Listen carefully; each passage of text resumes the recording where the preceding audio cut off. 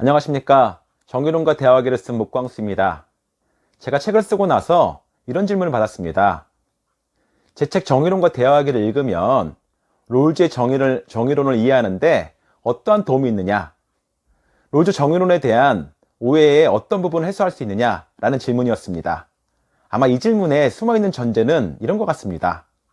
이미 롤즈 정의론에 대해서 많이 연구되고 많이 논의됐는데 제 책이 어떤 부분에 기여할 수 있느냐, 또 어떤 가치가 있느냐 라는 질문입니다.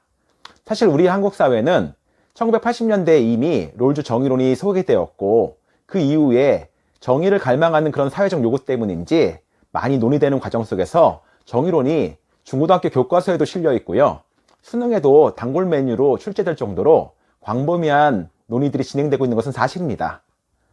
그러니까 당연하게 또다시 롤즈 정의론에 대한 책이 필요하냐, 이런 질문이 나올 수 있겠죠.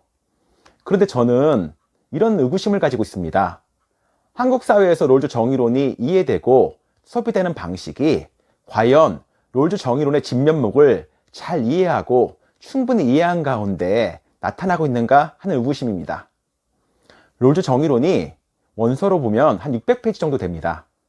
그리고 번역서로만 해도 700페이지가 넘습니다. 롤즈 정의론의 진면목을 이해하려면 어떻게 해야 될까요? 그 광범위한 분량을 다 읽었어야 될 거라고 생각이 듭니다. 그런데 중고등학교 교과서에도 실릴 정도의 그런 정의론은 사실 충분히 그런 부분들을 읽어냈다기보다는 롤즈 정의론에 대한 단편적인 지식이나 단편적인 이해들을 토대로 해서 제시되는 것으로 될 뿐입니다. 지난 50년 동안 롤즈 정의론에 대해서 많은 학자들이 비판을 해왔습니다.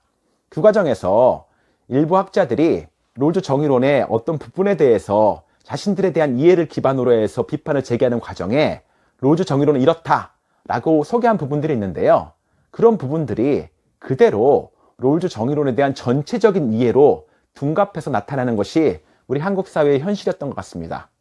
그렇다 보니까 롤즈 정의론에 대한 진면목을 보기보다는 비판가들의 눈에 보였던 롤즈에 대한 이해, 예를 들면 로버트 노직이라든지 마이클 샌델이라든지 아마티아 센이라든지 이런 사람들이 봤던 어떤 특정한 부분을 롤즈 정의론의 전체 부분으로 오해하고 왜곡했던 것은 아닌가라는 생각이 듭니다.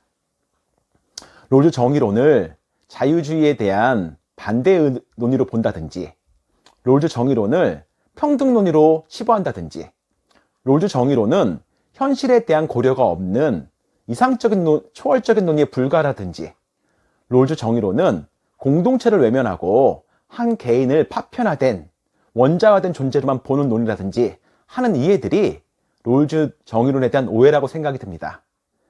제 책은 이런 오해를 불식시키기 위해서 롤즈 정의론의 입체적인 이해를 제시하려고 노력하였습니다. 롤즈 정의론의 서문에 이런 말이 있습니다.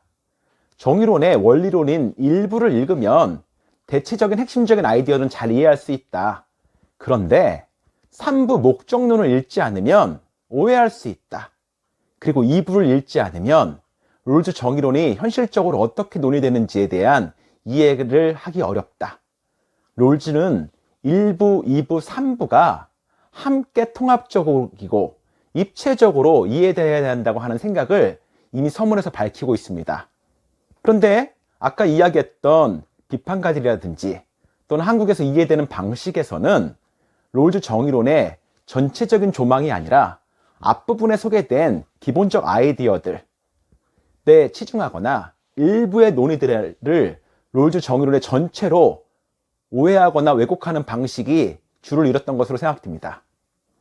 제 책 정의론과 대화하기는 롤즈 정의론을 입체적으로 종합적으로 이해하는 관점에서 논의하고 있고 썼습니다. 따라서 제 책을 읽으시면은 롤즈 정의론에 대한 파편적이고 부분적이고 단선적인 이해가 아닌 종합적이고 입체적이고 체계적인 이해를 할 수 있을 것이라고 생각합니다. 감사합니다.